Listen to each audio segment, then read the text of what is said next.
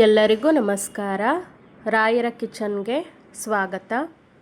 ಇವತ್ತು ನಾವು ಒಂದು ಲಂಚ್ ಬಾಕ್ಸ್ಗೆ ತುಂಬ ಬೇಗನೆ ಆಗುವಂತಹ ರೆಸಿಪಿಯನ್ನು ನೋಡೋಣ. ಇವತ್ತು ನಾವು ಪುದೀನವನ್ನು ಬಳಸ್ಕೊಂಡು ಪುದೀನ ರೈಸ್ ಹೇಗೆ ಮಾಡೋದು ಅಂತ ನೋಡ್ಕೊಂಡು ಬರೋಣ. ತುಂಬಾ ಸಿಂಪಲ್ಲಾಗಿ ಹಾಗೆ ಬೇಗ ಮಾಡ್ಕೋಬಹುದು. ಇದಕ್ಕೆ ಜೀರಿಗೆ, ಉಪ್ಪು, ಬಟಾಣಿ, ಟೊಮೆಟೊ, ಶುಂಠಿ, ಈರುಳ್ಳಿ, ಕಡಲೆಬೇಳೆ ಹಾಗೂ ಉದ್ದಿನಬೇಳೆ, ಗೋಡಂಬಿ, ಸಾಸಿವೆ, ಹಾಗೆಯೇ ಇಲ್ಲಿ ಕಾಳು ಮೆಣಸು ಮತ್ತು ಒಂದು ಏಲಕ್ಕಿಯನ್ನು ತಗೊಂಡಿದ್ದೀನಿ. ಹಾಗೆಯೇ ಇಲ್ಲಿ ಪುದೀನ, ಕೊತ್ತಂಬರಿ, ನಿಂಬೆಹಣ್ಣು, ಬೆಳ್ಳುಳ್ಳಿ, ಹಾಗೆಯೇ ಹಸಿಮೆಣಸಿನಕಾಯನ್ನು ತಗೊಂಡಿದ್ದೀನಿ.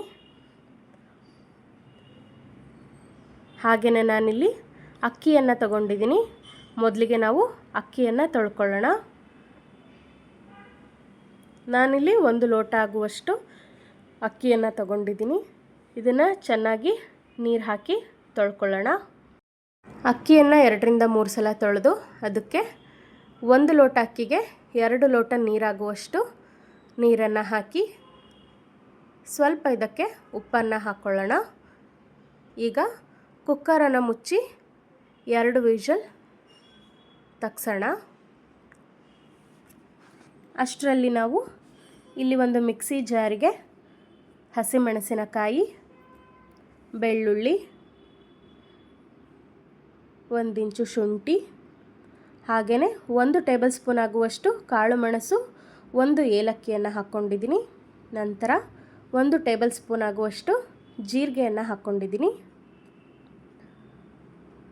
ಹಸಿಮೆಣಸಿನಕಾಯನ್ನು ನೋಡಿ ನಿಮಗೆ ಖಾರಕ್ಕೆ ಎಷ್ಟು ಬೇಕಾಗುತ್ತೆ ಸೇರಿಸ್ಕೊಳ್ಳಿ. ನಂತರ ಇಲ್ಲಿ ಸ್ವಲ್ಪ ಕೊತ್ತಂಬರಿ ಸೊಪ್ಪನ್ನು ಹಾಕ್ಕೊಂಡಿದ್ದೀನಿ. ಹಾಗೆಯೇ ಅರ್ಧ ಕಟ್ಟಾಗುವಷ್ಟು ಪುದೀನವನ್ನು ಹಾಕ್ಕೊಂಡಿದ್ದೀನಿ. ಇದಕ್ಕೆ ಸ್ವಲ್ಪ ನೀರನ್ನು ಹಾಕ್ಕೊಳ್ಳೋಣ. ಈಗ ಇದನ್ನು ಸಣ್ಣದಾಗಿ ರುಬ್ಕೊಂಡು ಬರೋಣ. ನೋಡಿ, ಇಷ್ಟು ಸಣ್ಣದಾಗಿ ರುಬ್ಕೊಂಡಿದ್ದೀನಿ. ಈಗ ನಾವು ಒಲೆ ಮೇಲೆ ಒಂದು ಬಾಣಲಿಯನ್ನು ಇಟ್ಕೊಳ್ಳೋಣ. ಅದಕ್ಕೆ 3ರಿಂದ 4 ಟೇಬಲ್ ಸ್ಪೂನ್ ಆಗುವಷ್ಟು ಎಣ್ಣೆಯನ್ನು ಹಾಕ್ಕೊಳ್ತಾ ಇದ್ದೀನಿ. ಎಣ್ಣೆ ಕಾದ ನಂತರ ಸ್ವಲ್ಪ ಸಾಸಿವೆಯನ್ನು ಹಾಕ್ಕೊಳ್ಳೋಣ. ಸಾಸಿವೆ ಸಿಡಿದ ನಂತರ 1 ಟೇಬಲ್ ಸ್ಪೂನ್ ಆಗುವಷ್ಟು ಉದ್ದಿನಬೇಳೆ ಹಾಗೂ 1 ಟೇಬಲ್ ಸ್ಪೂನ್ ಕಡಲೆಬೇಳೆಯನ್ನು ಹಾಕ್ಕೊಳ್ಳೋಣ. ಅದನ್ನು ಕೂಡ ಸ್ವಲ್ಪ ಕೆಂಪಾಗೋವರೆಗೂ ಫ್ರೈ ಮಾಡ್ಕೊಳ್ಳೋಣ.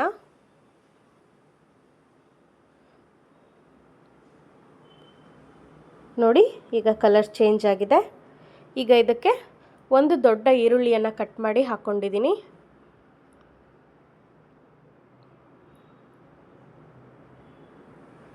ಈಗ ಇದಕ್ಕೇನೆ ನಾವು ಸ್ವಲ್ಪ ಕರಿಬೇವನ್ನು ಸೇರಿಸ್ಕೊಳ್ಳೋಣ.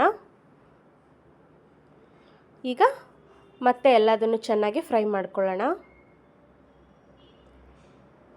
ಈರುಳ್ಳಿಯನ್ನು ತುಂಬ ಫ್ರೈ ಮಾಡೋ ಅಗತ್ಯ ಏನಿಲ್ಲ, ಸ್ವಲ್ಪ ಟ್ರಾನ್ಸ್ಪರೆಂಟ್ ಕಲರ್ ಆದರೆ ಸಾಕಾಗುತ್ತೆ. ಈಗ ಇದಕ್ಕೆ ಗೋಡಂಬಿ ಹಾಗೆಯೇ ಬಟಾಣಿಯನ್ನು ಸೇರಿಸ್ಕೊಂಡಿದ್ದೀನಿ. ಗೋಡಂಬಿ ಹಾಕದೇ ಇದ್ರೂ ನಡೆಯುತ್ತೆ, ಆದರೆ ಹಾಕಿದ್ರೆ ರುಚಿ ತುಂಬಾ ಚೆನ್ನಾಗಿರುತ್ತೆ. ಹಾಗೆಯೇ ನಾನಿಲ್ಲಿ ಬಟಾಣಿಯನ್ನು ಹಸಿ ಬಟಾಣಿ ಆಗಿರೋದ್ರಿಂದ ಒಗ್ಗರಣೆಯಲ್ಲೇ ಸೇರಿಸ್ಕೊಂಡಿದ್ದೀನಿ. ಈಗ ಇದೆಲ್ಲದನ್ನು ಫ್ರೈ ಮಾಡಿ 1 ದೊಡ್ಡ ಟೊಮೆಟೊವನ್ನು ಹೆಚ್ಚಿ ಹಾಕ್ಕೊಂಡಿದ್ದೀನಿ. ಅದನ್ನು ಕೂಡ ಚೆನ್ನಾಗಿ ಸ್ವಲ್ಪ ಫ್ರೈ ಮಾಡ್ಕೊಳ್ಳೋಣ. ಇದಕ್ಕೆ ಸ್ವಲ್ಪ ಉಪ್ಪನ್ನು ಹಾಕ್ಕೊಂಡಿದ್ದೀನಿ. ನಾವಿಲ್ಲಿ ಅನ್ನಕ್ಕೂ ಉಪ್ಪು ಹಾಕಿರೋದ್ರಿಂದ ನೋಡಿ ಸ್ವಲ್ಪನೇ ಉಪ್ಪನ್ನು ಸೇರಿಸ್ಕೊಳ್ಳಿ. ಈಗ ಇದೆಲ್ಲದನ್ನು ಸ್ವಲ್ಪ ಫ್ರೈ ಮಾಡಿಕೊಂಡು ಬಿಟ್ಟಿದ್ದೀನಿ. ಟೊಮೆಟೊ ತುಂಬ ಮೆತ್ತಗಾಗೋ ಅಗತ್ಯ ಇಲ್ಲ, ಸ್ವಲ್ಪ ಫ್ರೈ ಆದರೆ ಸಾಕು. ಈಗ ಇದಕ್ಕೆ ನಾವು ರುಬ್ಬಿರುವಂತಹ ಮಿಶ್ರಣವನ್ನು ಹಾಕ್ಕೊಳ್ಳೋಣ. ನೋಡಿ, ಈಗ ಹಾಕಿ ಚೆನ್ನಾಗಿ ಇದನ್ನೊಮ್ಮೆ ಮಿಕ್ಸ್ ಮಾಡಿ ಕುದಿಲಿಕ್ಕೆ ಬಿಡೋಣ. ಇದರಲ್ಲಿರೋ ಹಸಿ ವಾಸನೆ ಎಲ್ಲ ಹೋಗಿ ಮೇಲ್ಗಡೆ ಸ್ವಲ್ಪ ಎಣ್ಣೆ ಬಿಡೋವರೆಗೂ ಇದನ್ನು ಕುದಿಸ್ಕೋಬೇಕಾಗತ್ತೆ. ಹೀಗೆ ಮಧ್ಯ ಮಧ್ಯ ಒಮ್ಮೆ ಕೈ ಆಡ್ತಾ ಇರಿ.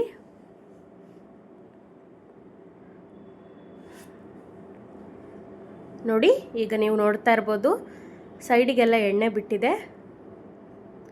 ಈಗ ಮತ್ತೆ ಒಮ್ಮೆ ಚೆನ್ನಾಗಿ ಮಿಕ್ಸ್ ಮಾಡ್ಕೊತಾ ಇದ್ದೀನಿ.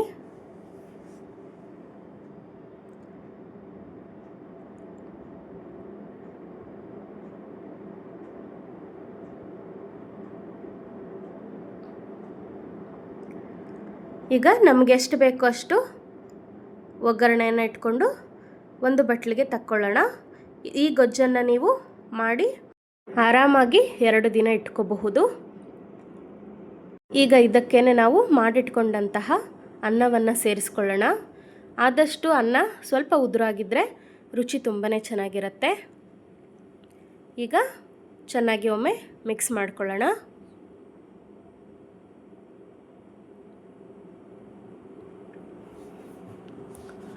ನೋಡಿ, ಈಗ ಚೆನ್ನಾಗಿ ಮಿಕ್ಸ್ ಮಾಡ್ಕೊಂಡಿದ್ದೀನಿ. ನಾನಿಲ್ಲಿ ಮೇಲೆ ಸ್ವಲ್ಪ ನಿಂಬೆ ರಸವನ್ನು ಹಾಕೋತಾ ಇದ್ದೀನಿ. ಮತ್ತೆ ಒಮ್ಮೆ ಚೆನ್ನಾಗಿ ಮಿಕ್ಸ್ ಮಾಡ್ಕೊಳ್ಳೋಣ. ನೋಡಿ, ಇಷ್ಟ ಆದರೆ ಆಯಿತು. ಪುದೀನ ರೈಸ್ ತಯಾರಾಗಿರುತ್ತೆ. ತಿನ್ನಲಿಕ್ಕಂತೂ ತುಂಬಾ ರುಚಿಯಾಗಿರುತ್ತೆ. ಹಾಗೆಯೇ ಬೆಳಗ್ಗೆ ಮಕ್ಕಳಿಗೆ ಆಫೀಸಿಗೆ ಹೋಗೋರಿಗೆಲ್ಲ ತುಂಬಾ ಕ್ವಿಕ್ಕಾಗಿ ಮಾಡುವಂಥ ರೆಸಿಪಿ ಇದು. ತುಂಬಾ ಬೇಗ ಆಗುತ್ತೆ. ನೀವು ಕೂಡ ತಪ್ಪದೆ ಈ ರೆಸಿಪಿಯನ್ನು ಟ್ರೈ ಮಾಡಿ. Thank you.